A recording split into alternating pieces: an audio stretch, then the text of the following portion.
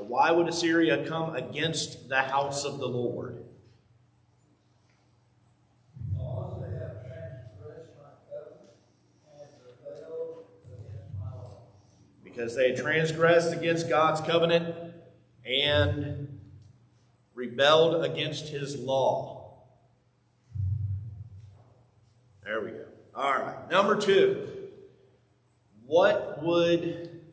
Sorry, I'm having a problem with my eyes this morning. What would they sow and reap? Sow the wind and reap the whirlwind. Number 3. What were the great things of God's law considered? Strange things. All right. Number 4. Who had Israel forgotten? His maker, which was God. Number 5. What would Ephraim eat in Assyria? Unclean things. Number 6. What days have come? Days of punishment and recompense. Number 7. Why would God cast them away? Because they did not obey him. Number 8. To whom would the idol be carried as a present? Assyria, King Jareb of Assyria. Number 9. What would they say to the mountains and the hills? Cover us and fall on us. Cover us and fall on us. And in number 10, fill in the blanks. Sow for yourselves righteousness, reap in mercy, break up your fallow ground, for it is time to seek the Lord till he comes and rains righteousness on you. All right, so let's look at our discussion questions this morning. Question number 1. Where did Israel place its trust, and what lessons can we glean from this today? Various things other than God, more lies, idols, extreme and self-righteousness and tradition. True security comes from God alone. Adultery is betrayal of the covenant, spiritual refinement, that's all of the society, and repentance is always possible. All right. They were trusting in everything but God, right? Their military strength, foreign alliances, self-righteousness, the idols, all of those things, but they could not find what they needed. Same today, isn't it? We're not going to find what we need unless we seek the Lord, if we trust in him. If we trust in anything other than God, we're going to find ourselves in trouble. We're not going to be satisfied with anything. Israel trusted in their kings, their princes, though such were not put in place by God. They trusted in those idols that they had created rather than the one who created them.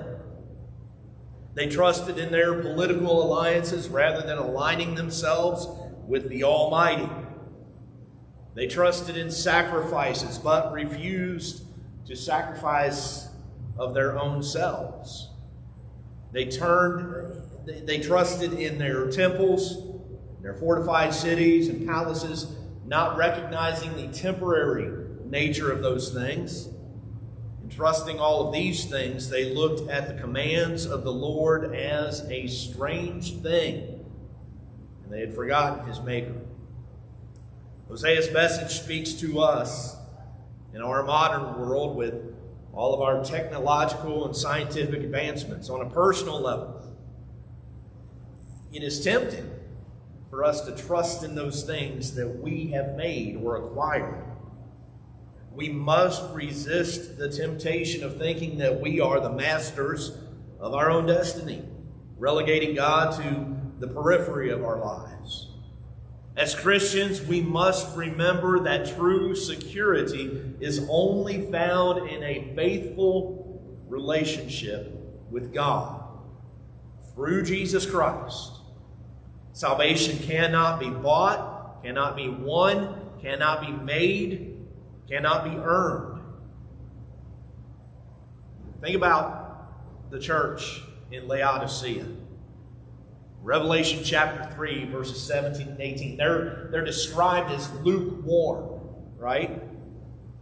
And they struggled with this. Observe what the faithful and true witness Jesus Christ said to them. Because you say, I am rich, have become wealthy, and have need of nothing, and do not know that you are wretched, miserable, poor, blind, and naked, I counsel you to buy from me gold refined in the fire, that you may be rich, and white garments, that you may be clothed, that the shame of your nakedness may not be revealed, and anoint your eyes with eye salve, that you may see.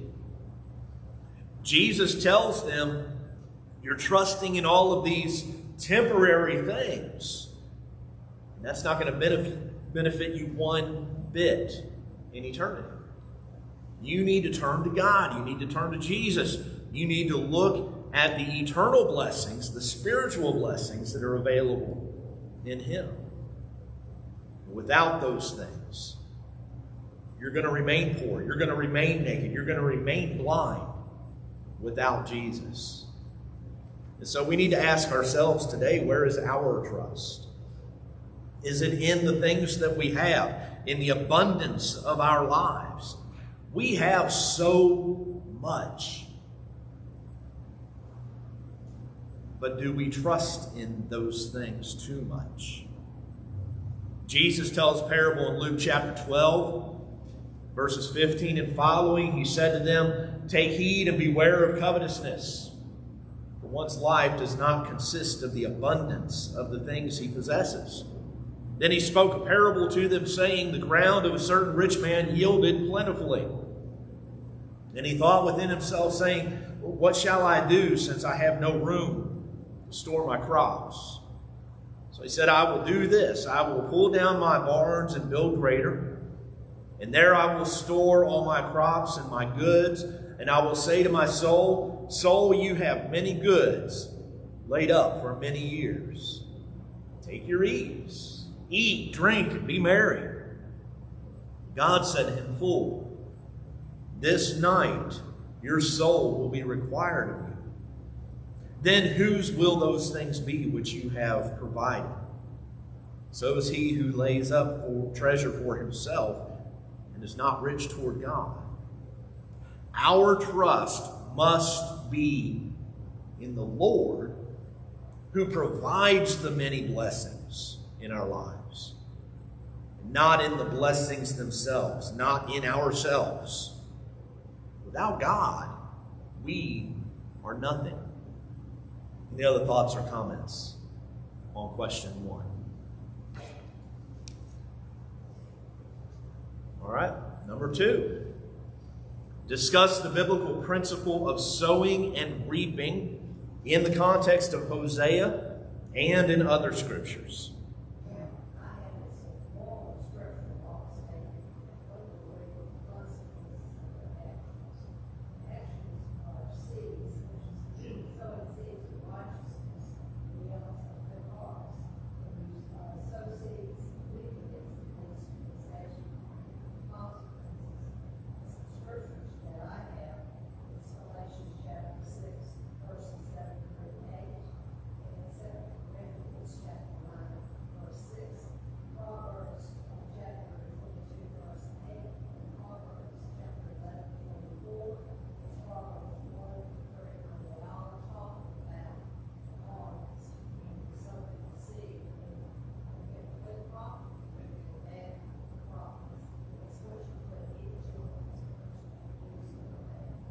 What you put into it is what you're going to get out of it. Right. If you sow apple seeds, Are you going to get banana trees? I'm not even sure bananas grow on trees. You're going to get the fruit that you sow, right? You're not going to receive the opposite of what you sow or something different than what you sow. So if you sow wickedness, you're going to reap bad things. If you sow the wind, you're going to reap the whirlwind. But if you sow righteousness, you're going to reap good things. You know, most of the time when we talk about sowing and reaping, we focus on the positive aspect of it. In his encouragement toward giving, and you mentioned this, the Apostle Paul in 2 Corinthians chapter 9, verse 6, "But this I say, he who sows sparingly will also reap sparingly, and he who sows bountifully will also reap bountifully." You're not going to get the opposite of what you sow. Paul does not limit his use of this principle to only the positive, however. He says in Galatians chapter 6, verses 7 and 8, "Do not be deceived. God is not mocked, for whatever a man sows, that he will also reap. For he who sows to his flesh will of the flesh reap corruption. But he who sows to the Spirit will of the Spirit reap everlasting life." Hosea's focus is more on that fleshly sowing and reaping aspect. They sow the wind, they reap the whirlwind. He later explains in chapter 10, verse 12, that the sowing righteousness will reap mercy. They didn't go that route. You plowed wickedness, you have reaped iniquity. Verse 13 of chapter 10. Israel's sins would be repaid in kind, but in far greater volume. If you plant a single apple seed and an apple tree grows, you're going to get more than one apple as a result. You're going to get more than what you sow. The wind of their sins was a small thing compared to the whirlwind of their punishment. Hosea implied that a man or a nation is likely to reap more than is sown. This principle is true in the natural world. You plant a handful of bean seeds in hopes to reap far more beans than planted. Similarly, in the moral world, one is likely to reap far more than he sows. In a moment's angry outburst, he can say hurtful words that ruin a lifelong relationship. A moment of error or inattention by a drunken driver or a texting driver can do more damage than can never be undone, injuring or killing someone. The person who robs a bank in 2 minutes may spend 2 decades in jail paying for that crime. This passage presents a great truth about the spiritual universe in which we exist. Where God is involved, no matter is small. Any failure to obey his commands is sin and can bring about destruction unless we seek forgiveness. The next time we are tempted to disobey God, we need to ask ourselves, am I sowing the wind, which will cause me to reap the whirlwind? Any other thoughts or questions? All right, number 3. When is rejoicing inappropriate? When it is in response to another person's misfortune, evil, or downfall. When an enemy falls, in response to evil. When someone is suffering in ways that causes harm. We should not rejoice at someone else's suffering, even if it's an enemy. We should not rejoice at their suffering. We should pray for their repentance, pray for their reversal of intent, reversal of action. We should pray that they start doing the right thing, but we don't rejoice that they suffer when they downfall. We don't rejoice at evil things, right? What else? Any other comments? There seems to be a paradox, okay? Philippians 4:4. Rejoice in the Lord always. And again, I say rejoice. But Paul doesn't mean rejoice at evil things. Rejoice in the Lord always. There is a limitation to the rejoicing. So it may come as a surprise when we come to a passage that forbids rejoicing, but we need to keep those things in context and understand what's being said when we see things that seem to contradict each other. In chapter 9 and verse 1, Hosea, the prophet says, "Do not rejoice, O Israel, with joy like other peoples, for you have played the harlot against your God. You've made love for hire on every threshing floor." The nations, that is the sinful, unbelieving nations, they may have exulted when their gods were honored with sacrifices and feastings and fornications. But Israel was to have no part in those celebrations. They were carnal. They were evil. They were lifting up false idols. We don't rejoice in those things.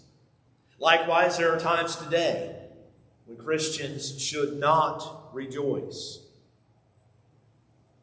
Those who have no respect for God and His word may rejoice when bad things happen, like Thomas said, to people that they oppose. That's not appropriate. It's never appropriate to rejoice at the pain and suffering of another soul. While the people of the world may laugh at dirty jokes and enjoy pornographic pictures and movies and rejoice when evil triumphs over good, exalting criminals and terrorists as heroes, Christians must not go along with them. We are to rejoice always, but that does not include rejoicing when sin is on the throne and everyone else is bowing down to it. 1 Corinthians 13 and verse 6 reminds us that love does not rejoice in iniquity, but rejoices in the truth. What do we do when we find ourselves rejoicing in the wrong things? In our own sin. James chapter 4 verses 9 and 10 says, "Lament and mourn and weep. Let your laughter be turned to mourning and your joy to gloom. Humble yourselves in the sight of the Lord, and He will lift you up." When we discover that we are in some sin, involved in some sin, we need to get down on our knees and pray. We need to stop being gleeful about it and turn to God in sorrow, repentance. I think about Isaiah in Isaiah chapter 6, when he's presented with that vision of God on His throne. "Woe is me! I am a man of unclean lips, and I live among a people of unclean lips." Think about Peter in Luke, I believe it's chapter 5, when Jesus tells him to cast out and then go a little bit deeper. Cast out further. And he throws the net. "I've been fishing all night, Lord. I can't do it." You don't know what you're talking. You're a carpenter. You're not a fisherman. I'm a professional. I know what I'm doing. But I'm going to do it just because you said so. He casts out that net and pulls in that great catch. What's Peter's reaction? He falls down before him and says, "Depart from me, for I'm a sinful man." Do we have that same reaction when we find ourselves in a position that opposes God? We should. We need to humble ourselves in His sight and allow Him to lift us up in forgiveness. Allow Him to lift us up to serve Him. Any other thoughts on number 3? All right, question number 4. How did sinful Israel view the prophets of God? And how are godly men and women viewed today? Insane fools.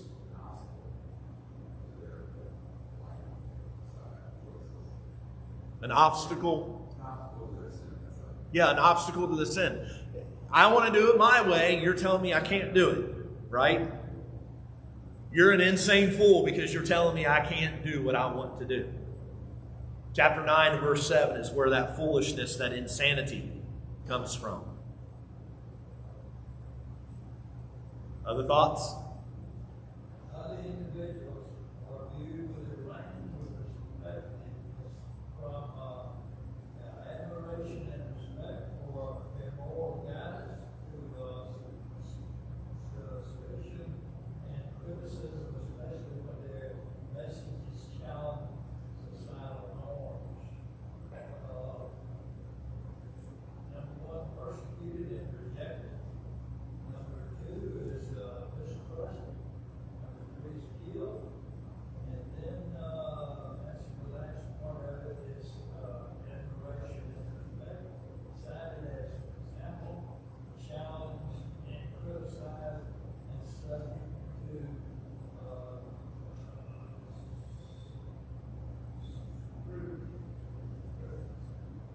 So, if the people's view is correct, if their focus is correct, they're going to view those who are teaching the truth with admiration and respect.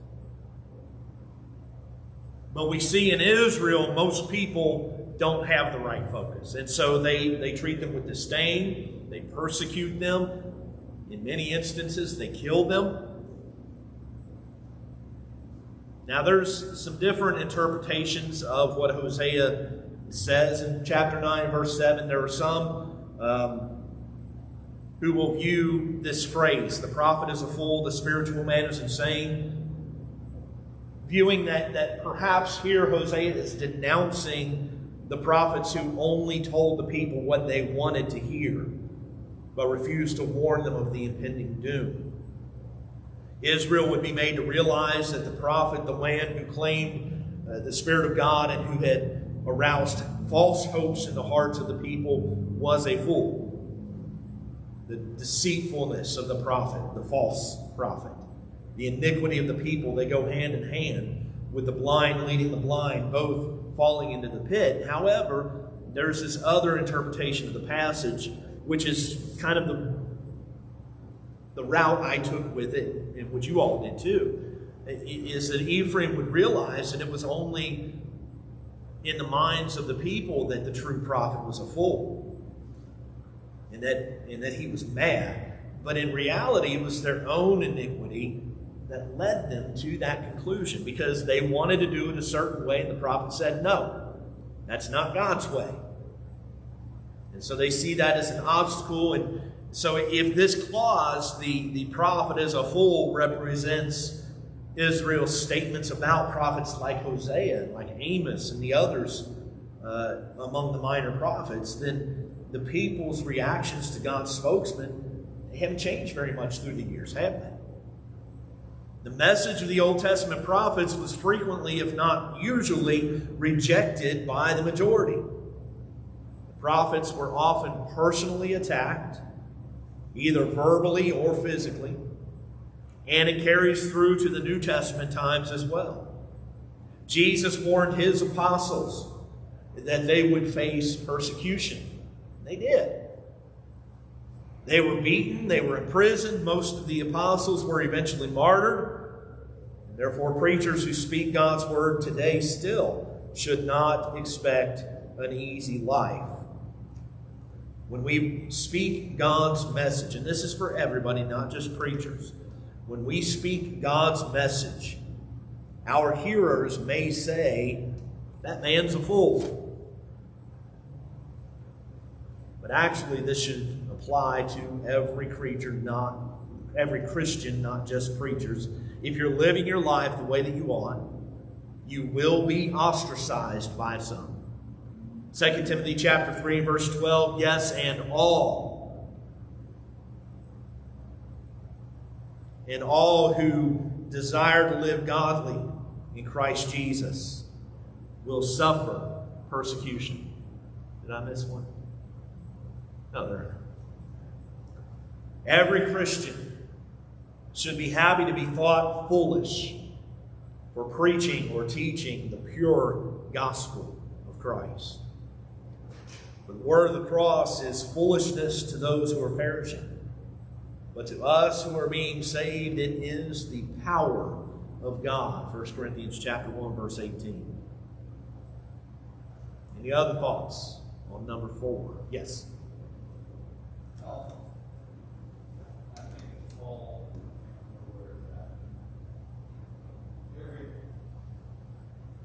everything the prophet said. And he calls stamp the Israelite nation faithless. All these prophets, that God sent. You guys murdered. Yeah. You persecuted them. Yeah. Ran them out of town, you murdered them. And on top of that, you murdered the Christ. Every one of them. Because of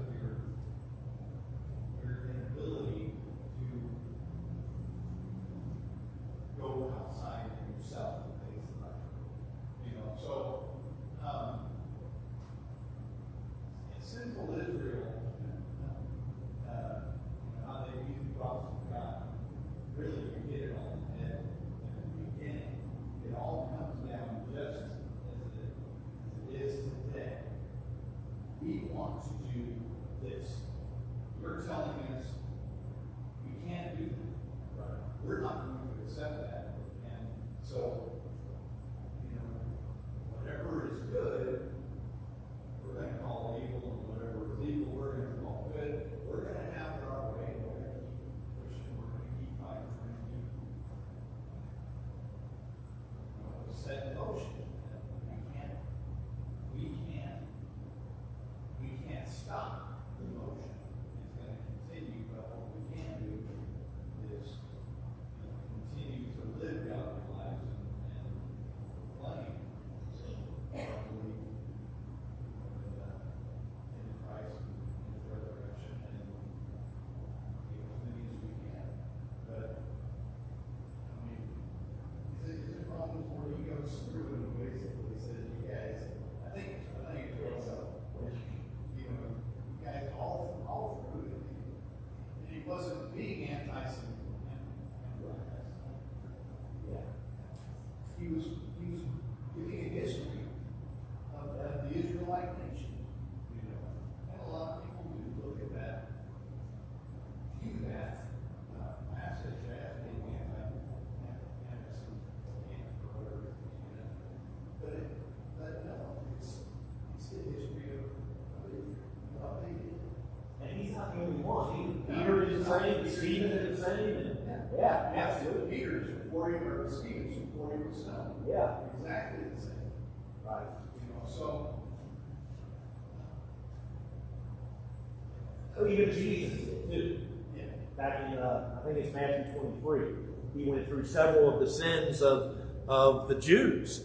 And look, it's history. It's not anti-Semitic or racist, whatever word you want to use, to point out historical fact. This happened. This is the way it happened. Sinful Israel. I mean, that pretty much describes almost the entire nation, doesn't it? There's that remnant that were the faithful few. Jesus himself, when he's not going, I think he's making when he's not going, he's talking to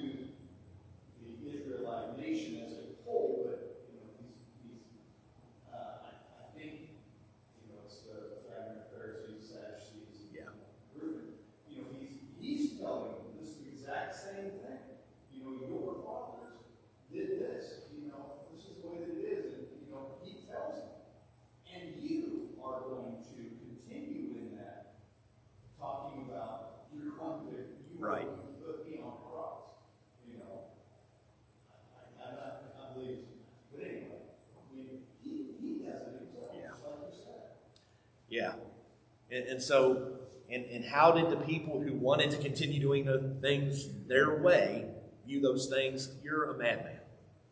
You're a lunatic. You're insane. You're a fool. Yeah. You're telling me I can't do things the way I want to do them. You're a fool. That's the bottom line. But God has a way that's better than any of us can devise. And you referenced Isaiah 5:20. Woe to them that call evil good and good evil. We've got to recognize what God calls good and what God calls evil. And we need to proclaim those things. We need to stand up for His truth. Any other thoughts? All right, number 5. In the American Standard Version, it's translated a little bit differently in our New King James. Israel described as a luxuriant vine, chapter 10 and verse 1. But it did not use its abundant fruit properly. How should God's blessings be viewed or used by His people? I look at the way you use the vine there to describe the Israelites.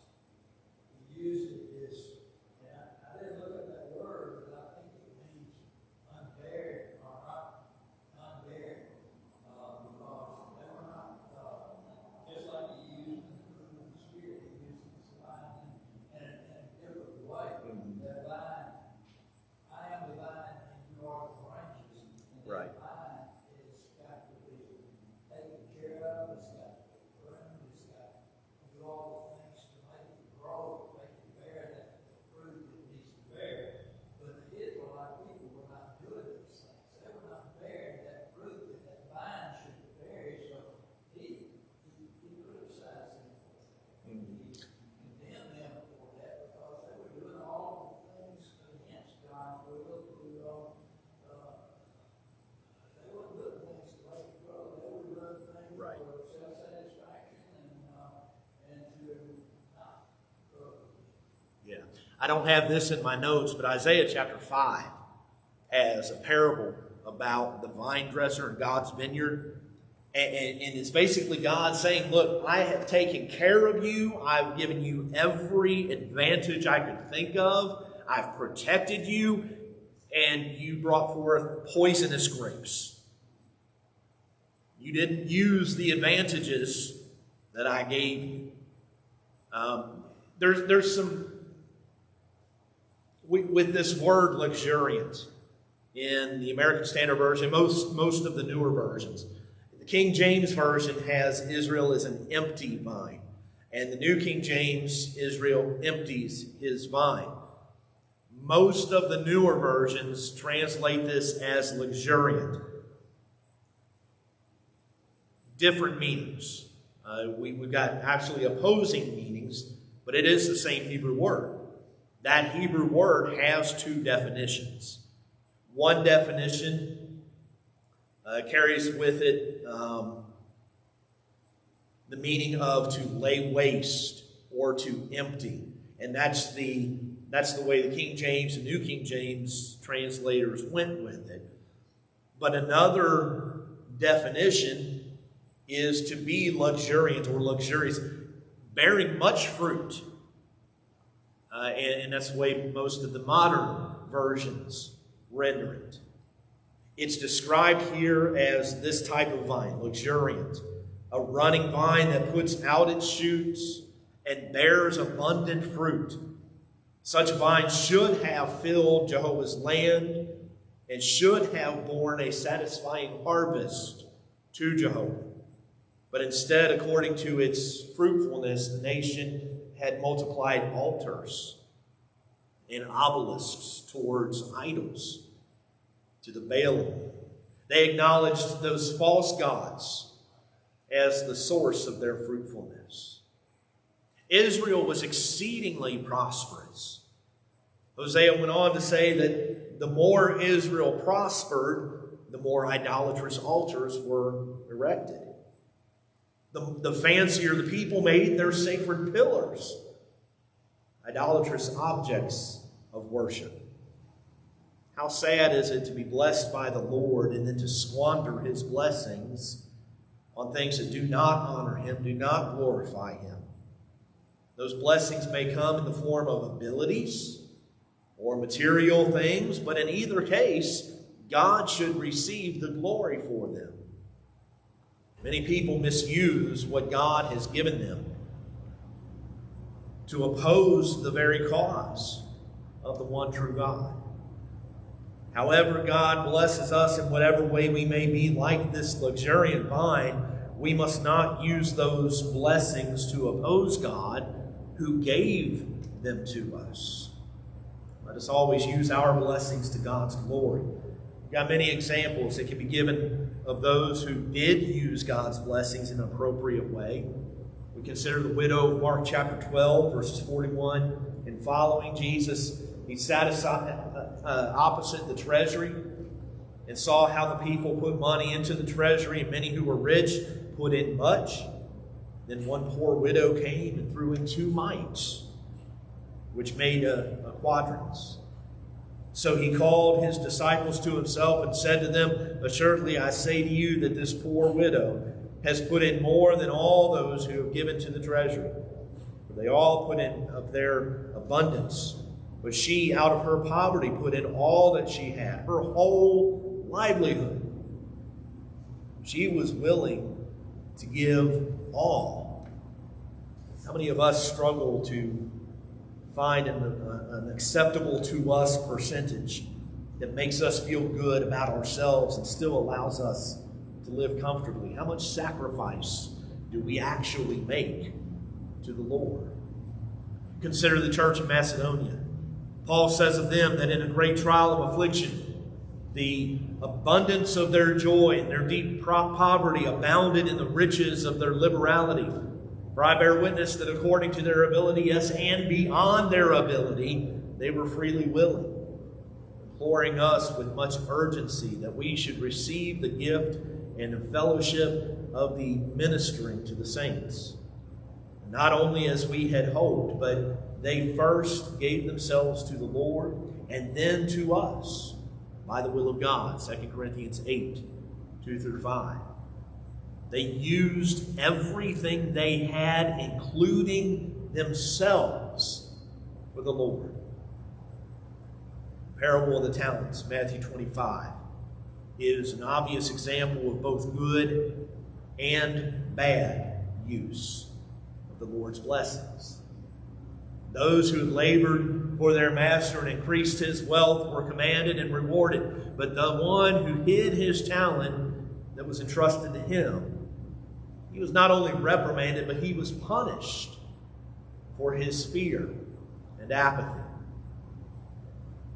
But we need to ask ourselves, and it's a personal question, how much has God blessed me? How much has God given me?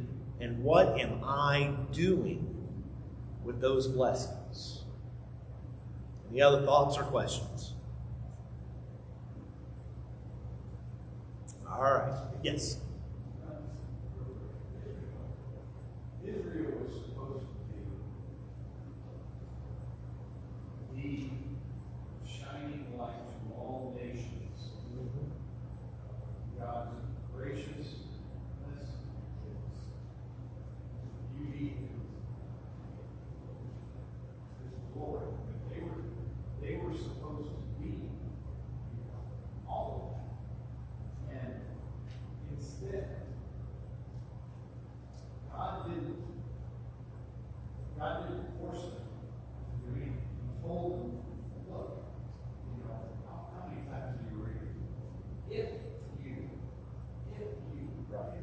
And he proved it time and time again.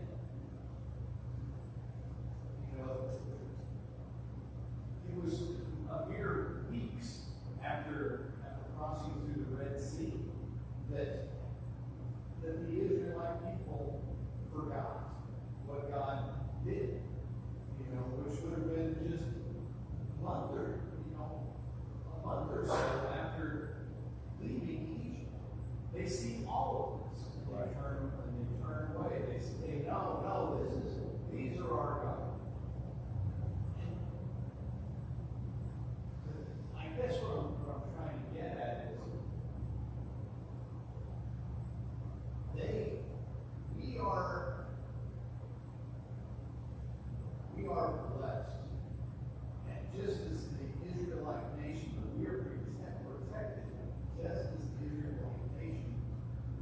was. I mean, the protection never left them. Just like protection never leaves us. Are we going to accept the protection? Are we going to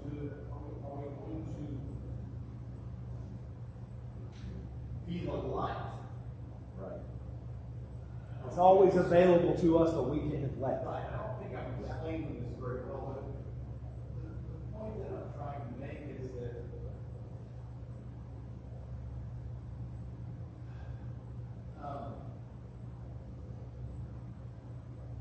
the Israelite nation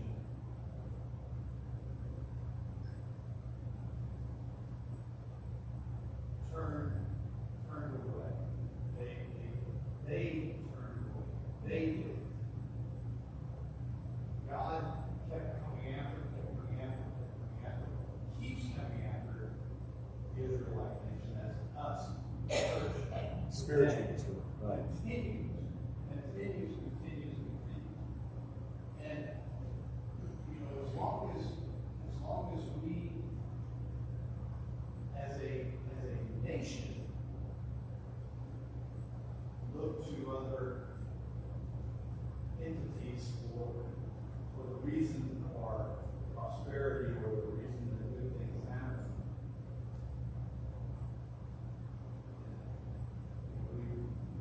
we are moving further from God. Yeah. I don't think I explained it well. We need to look to God as the source of our blessings. We need to look to God as the source of everything, the salvation that He offers. I'll say one more thing, and I'm going to be done.